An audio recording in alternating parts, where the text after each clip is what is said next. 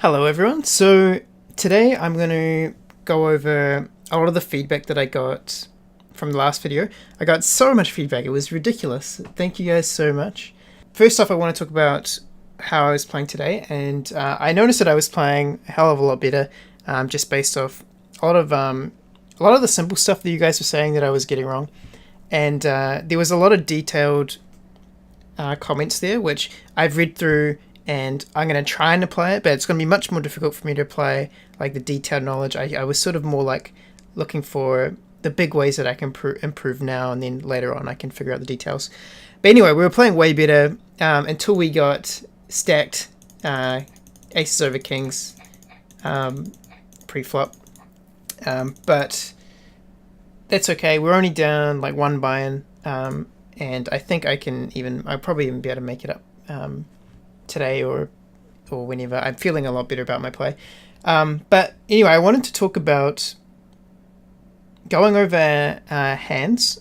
I was talking to Helena. Well, Helena mentioned that going over hands with someone like on video is really, really useful. So I've set up a Calendly thing, so you can actually book on here, and I'll put the link down below in the description, to go over hands for an hour. It can be my video, it can be your video. Either way, it's super useful for if you're high level or low level to go over your hands with someone else, because for one, if you're high level, you get to reinforce all that knowledge, because I've got lots of silly questions to ask, and to you they might seem obvious, but when you're explaining them, and when you have to like go into your mind to explain a concept, you actually reinforce that learning, and it sort of deepens it in a way, and you sort of start seeing like different nuances, like different ways to approach it. And it can help with that. I'm not going to say it's going to happen every time, but that's one of the benefits to teaching. People say that teaching is one of the best ways to learn. So if you're interested in doing that, let's do it. If you're on a beginner, like the same level as me, same thing goes. Even us just talking about hands is great, because what we can do is actually make a video about just us talking about it, and then other people can come in and be like, actually, this is where you guys are, your thinking patterns are wrong, or something like that. So still useful for literally everyone. So book a session whenever you're free. I'll put the times. It's based on your time zone, so you should be all good. Oh, and when I say Helena, I mean Helena McConnell, who is, yes, you can see here on Charlie Carrel's video, one of his proteges. I think she's the one that he talks about the most. All her details are on here. She's her Twitter and Instagram and stuff. If you want, you can find her via Charlie Carrel's YouTube. And I mean, if you don't know who Charlie Carrel is, then also look him up on YouTube. Huge help for 2NL players and just anyone going through the micro stakes. Okay, so yeah, let's get into it. And I guess I should say, like, the main thing that I noticed that I was doing was I was playing, like, I kept thinking that because it's 2NL, my opponents could have, like, basically anything. I'm gonna fold here. I don't like raising the queen 9 versus that to isolate. Although I would raise it to 8 if I was isolating. But yeah, I was basically thinking they could have anything, and it was sort of shortcutting my, like, I wasn't going over all the ranges because I was using it as an excuse to be like, there's no point me going over any of the ranges because they could have anything. Like, what's the point? And I realized that was like, that was stopping me from, practicing reading, which is what's really important. And also, it was getting me into the wrong pattern. Like, I was creating the wrong habit. I should be creating a habit of always reading hands. All right, so here we've got a lot of broadways here. I'm just going to check this actually, because we've got broadways and we've got pocket pairs. And both of which I think will call a small bet, if not a large bet. Like a lot of the broadways, you can have 10 jack, 10 king. It could hit, maybe not. But I think they will call a lot. And we have the best hand a lot of the time just with our aces, except for against the small pairs. I'm going to check again. And I don't really mind losing to the small pairs. And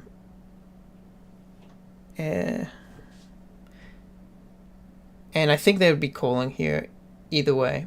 I'd have to be quite big for them not to call. Which I'm not confident doing. Yeah, I mean, we could have ripped a king there if we wanted to. But I'm happy doing that multi-way. Okay, so we don't really need to isolate. We've got a pretty good hand, though, button versus button, so I will raise it. If we get re-raised, then I'll probably fold. Okay, so when he donks here, I mean, I think we should just really ignore it. Like, normally I'm going to go for about a 6. And then we can just check.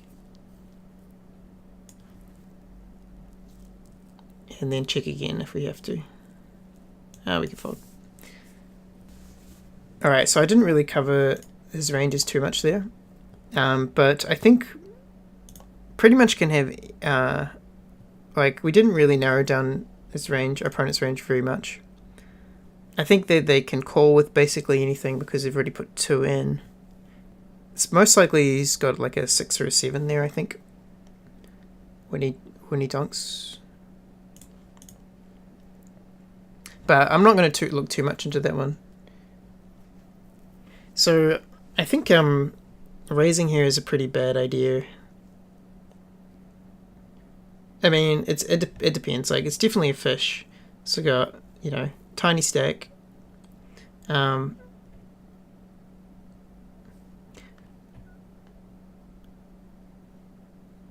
But he's super weak, right? He's repping nothing at the moment. So if we raise here, we can rep a really good hand and then get him to fold the next one.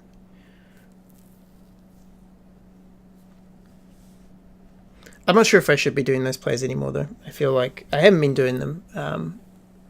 It's very rare that someone will limp the button, but yeah, I've been definitely trying to do them less today.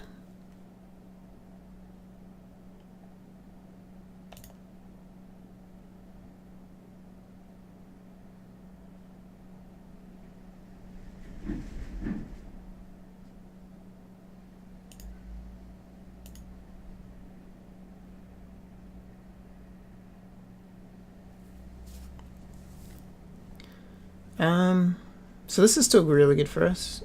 I'm just going to keep barreling. We're looking at, I think, 9s or 10s. Could potentially have... could potentially have, like, a set. But we can just check it here. Ace 10. Awesome. I think potentially could have got more value there, but I mean, you can have the flush, you can have the set, can have, but I think because the board paired, I should have bet a lot more. What do we do here? I think we re-raise again and hope he shoves.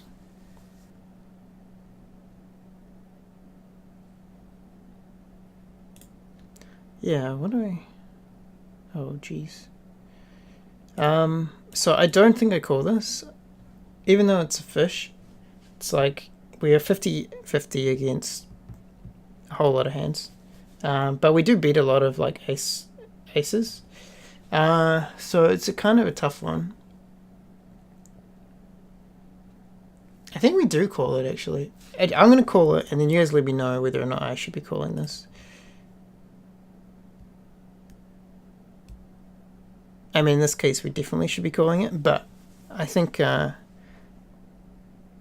would only call against someone that like had less than $1, because I think there's actually quite a few players that just go around and go all in with aces and kings, or broadways, like queens plus or something.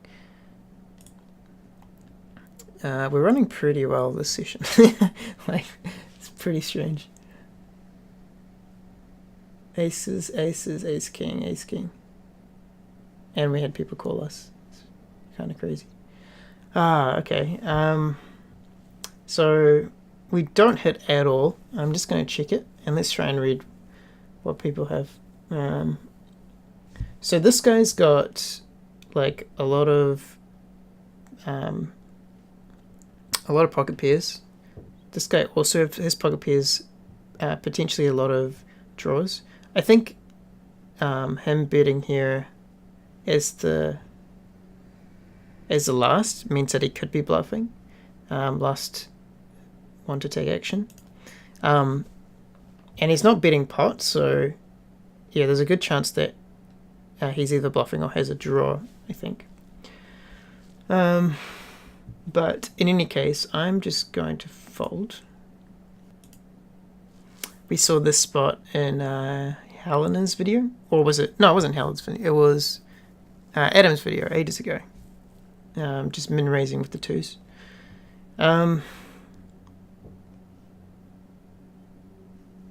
Here, I mean, we have no idea what he's got, so we just bet half.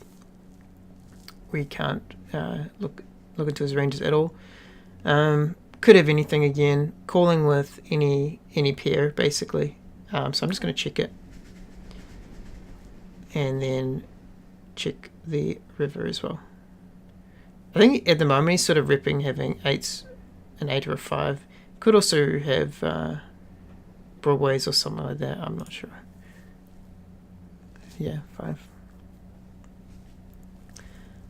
But I mean, I don't know how much of a station that guy's, since he's a. I'm going to guess he's quite stationy, since I've have him marked as a fish.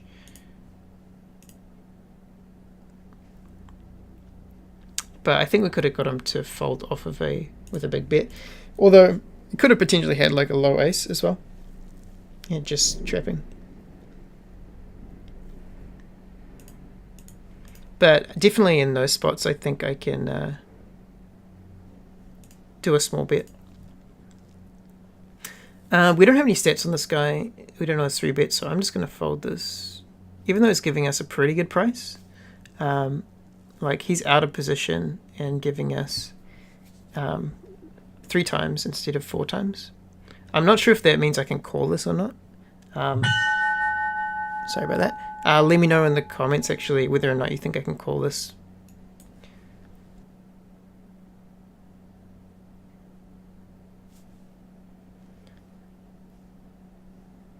Don't have enough stats on this guy to call. And I don't like our hand good enough to call either.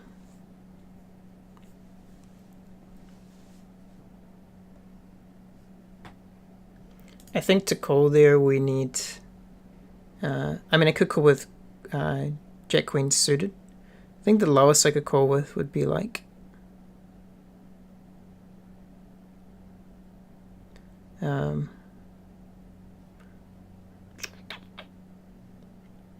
maybe... Yeah, maybe Queen Jack suited is the lowest I'd want to call with. Ace Queen off. I don't know if I would even call with 10 Jack suited. Let me know what you guys think about that. Ace Queen, 10 Jack, and I can call with, like, I think it was a 4 times. So I'd be uncomfortable calling with most pocket pairs, maybe like 8s plus.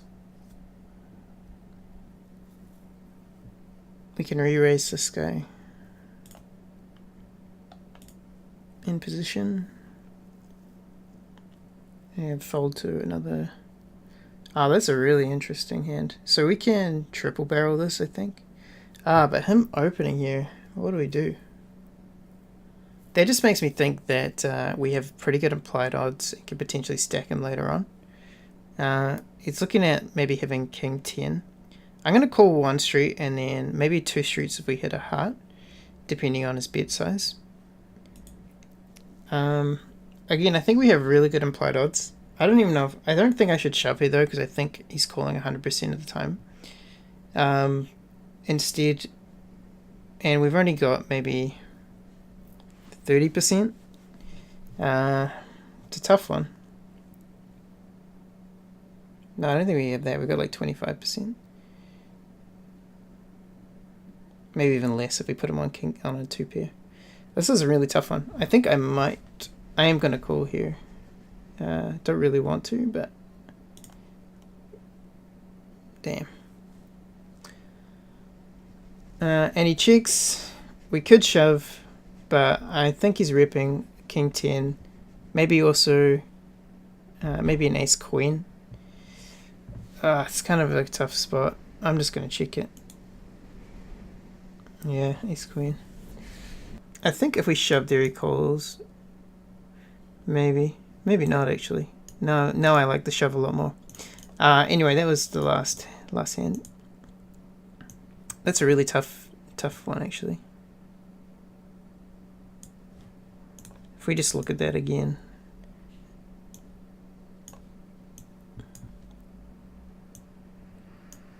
So this is where I was thinking about shoving. What is his range at the moment? Like I feel like he's not. I mean, he could donk with king 10. Is he more likely to donk with draws? I don't know the player that well. I mean, now I can sort of write a note after this, but it's a really tough one. Like I wouldn't think he would be betting that big after I 3-bet. Like I have a lot of ace king. You know, I've got a lot of the broadways as well. I've got a lot of sets, 10s, kings, aces, that he's losing to. So re-raising the turn here would have been best. I think that was like the chance that I had to make it fold, and then on the river, I feel like because because the board paired, I can totally rep the king or the 10. Problem is I don't know. No, sorry, the set. Problem is I don't know. Yeah, I don't know the player at all.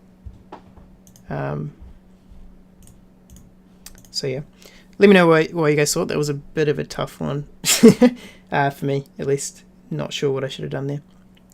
But yeah, thanks for watching. Thanks again for all the comments, and yeah, it was really helpful. I think someone mentioned that they weren't sure, like they thought they were like criticizing a lot, but for criticism, like I mean I really appreciate that you do criticize the way that I play, because it's the way that I learn. And I think the only two things about criticism that you need to make sure of is one, the person's open to criticism, which I am, and two, that you actually offer some insight and not just say you did this wrong. And as long as you do those two things, I think generally criticism is always fine. And the other person should tell you whether or not they're offended by it anyway. But yeah, cool. Thanks so much for watching, guys. Hope you enjoyed. Let me know about the hands. Sign up to the Calendly thing and do a session if you want to. And I'll see you guys next time. Oh, and if you enjoyed the video, hit that like button, comment down below, and subscribe. Catch you guys.